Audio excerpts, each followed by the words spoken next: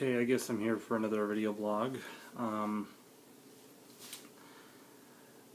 doing this on my iPad, even though I wanted to do it on my computer, only because I know this is actually going to work on the iPad. Whereas on the computer, I have no way of knowing that. So, like, I recorded this already, 15 minutes, and let's just say the sound didn't record. So, but I know it's going to work on here. Is if it doesn't, then this $500 thing is going to be... Just kidding. Oh, trust me, I'm a ninja. So, trust me, it's going to work. Alright.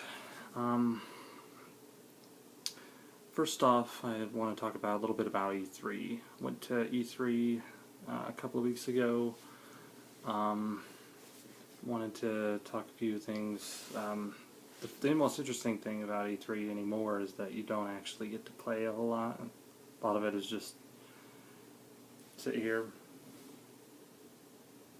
watch the screen, watch somebody else play, and kind of try to filter it out a little bit, because you know that they've played that like a million times to rehearse for E3. So they already know every little thing that's happening, and they probably have, sort of the whole thing figured out with the bar, like their life bar, that they're never going to be able to die and things like that, and it's not going to happen in the real game. So you have to kind of filter that out. But other than that,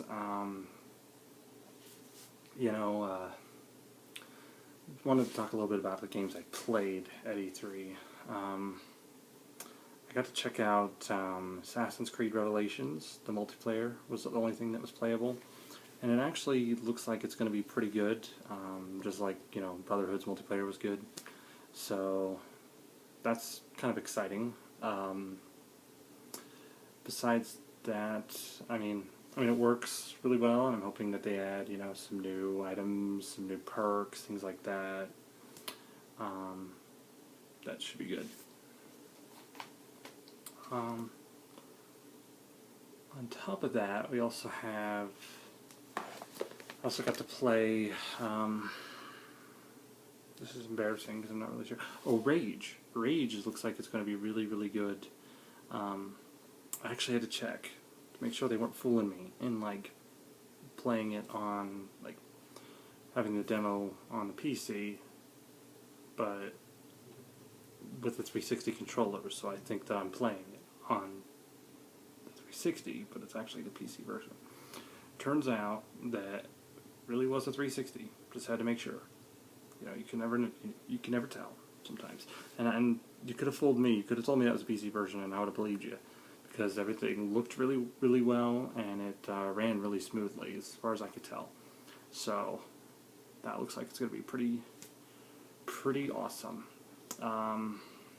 If it makes its release date of October, that'd be great. I can't wait to play it. So, yeah. Top of that, got to, see a whole lot of stuff. So Modern Warfare 3, Prototype 2, I don't know, there's just so much to think about in this. Oh, I got to play the Wii U, which was actually pretty... it's exciting because it's a new console, and it's a new Nintendo console in HD. It's a new... it's supposedly going to be able to play, high-caliber games just as much as the 360 or PS3 can. That's exciting. Maybe no friend codes for online. That'd be good. I got to play it. Played the little bird demo that was more of a high-definition demo, and that was, you got to move around, so you knew it was all happening in real time. So the graphics on that looked really, really well. Wasn't any really gameplay, more of a look, you can move the camera thing. But I guess it was kind of neat. Got to play a little bit of a mini game called Chase Me, which has you running around. It has the 4 people on the screen have they have, you know, they're seeing, they're only seeing like a little bit of a, you know, right in front of them, like a third-person view. And you on the Wii U screen, you're seeing an overhead view with everybody having their own little icon on the map, and then you get to see your view, which is a little bit of an overhead isometric view. And you have to, the objective is you get to move around and don't get caught by the other 4 people. So it's 4 versus 1, but the one person has an advantage because they can see everybody on the screen. Everybody who's, you know, the other 4 people, they have to work together and tell each other where the other person is so they can get there and try to catch him. So that's why it's called Chase Me. And seemed like it worked well enough, but I just don't see how it can be all that practical when you have to have 4 of the people with you to even play it. So yeah. And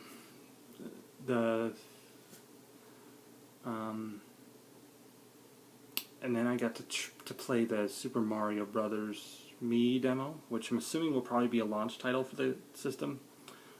It's probably the only one of the first and only games there that was actually like a game that's going to come out on the Wii U. They weren't letting you take footage of it, so I'm assuming that's got to be one of the reasons. And I don't see why, because the game played really well and had several different levels you could play at E3. And it worked well with the D-pad on the Wii U controller, so that's good. My main questions about Wii U are still, will it play Wii games HD upscaled? It's probably too much of a request, but still. Is the frame code system gone? And can I play Wii games, standard Wii games, with the Wii U controller? Those are questions that I don't think have been answered, so yeah. That's my main E3 stuff. Got lots of cool stuff, got to see a lot of cool stuff, so yeah. I guess I'll move on to the games I've been playing. LA Noire is a game I've been playing, and it's actually, this one kind of caught me off guard. I didn't know it was coming out until like a few months before it was coming out, and I didn't know what it was about. But it's obviously a cop mystery game where you play as Cole Phelps, and it's up to you to solve a lot of different crimes in the game, and as the game progresses, so does Phelps' backstory, and you learn more about him. Not going to get into too much spoilers, but I really enjoyed how it allows you to actually be a detective and determine whether or not someone's lying, because you can fail cases. Well, you can't really fail them, but you can do poorly at them. I got a 1-star on a case that happened. That was the only 1-star I got, but it happened, and the witness, one of my witnesses ended up dying, and yeah, the case didn't go very well. So, and you hear about it in the game. The facial recognition, or the facial animation that is apparently special about it, I really can see how that affected the game, but it's also very, you know, sort of obvious. You can tell when someone's lying. And what I mean is, like, here's an example. Like, you ask somebody where they were on that night or whatever, and they're like, well, I was at home. I didn't go anywhere that night. And then they make this face. Like, you know, they just look really nervous, and so you can tell it's plainly obvious when someone's lying. So when they are lying, you have to tell them, you know, you have to push either doubt or lie, and you push doubt if they're lying and you don't have evidence, and you push lie if you have evidence to back up your accusation. You can tell when they're telling the truth, because when they say when they say, you know, what they're doing, they're like, well, I wasn't there. I didn't do any of it, and they just look at you straight faced. And if it's a straight face, 99% of the time, tell them the truth.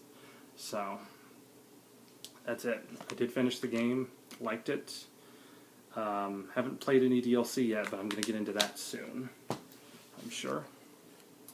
And then, right before I got back into Brotherhood, I did manage to play through Duke Nukem Forever. Something I never thought I'd be able to say, actually, because whoever thought this game was actually coming out, right? And what I mainly have to say is that it's not that bad, like terrible, not unplayable, but it's not really any good either. It's it focuses a lot on its own humor. That includes a lot of, you know, dick and fart jokes, sex, and nudity, and Duke saying one-liners randomly out of nowhere, things like that. And I mean, it's not necessarily like it's bad or anything. It's just kind of passé, and you know, it would have been funny back when it was supposed to come out in like 1991 or 17 or whenever it was supposed to come out. I don't know, honestly. Game's been delayed so many times that I don't even know how you could figure it out at this point. Has an interesting retrospective about the game, so you can view timelines of its development, and different trailers that were released, and things like that. But would I recommend you buy this right now? No. I would wait till maybe $10, around that area, maybe, just for the, you know, historical value, and the multiplayer is not that good, so yeah, play through it once. That's about all you'll do. I did play and finish Assassin's Creed Brotherhood tonight, and it's actually my favorite game in the Assassin's Creed series, which before now was the first game. I was not too hot on 2. I mean, I liked it, but it wasn't like, I didn't have the same sort of experience as I did with the first game. Coming back into Brotherhood, which I just finished, I was actually really impressed with it. Has a lot of interesting elements, especially with the new Assassin Guild option, where you can essentially call in your assassins and they'll kill whoever you want them to at any point in time. It has follows the story again of Ezio Auditore and how he takes back Rome from Cesare, who is his enemy. Also follows the story of Desmond, and the whole story revolves around Desmond needing to find out where Ezio hid the apple of Eden. So, yep, I'm not going to spoil it though, but really great game. I'm glad I got back into it and finished it. Multiplayer's pretty fun. Not sure if I'm going to get the Da Vinci Disappearance DLC, but I do look forward to Revelations when it comes out later this year. So, good stuff. Alright, guess that's all for now. Bit of a long video, so we'll see you next time.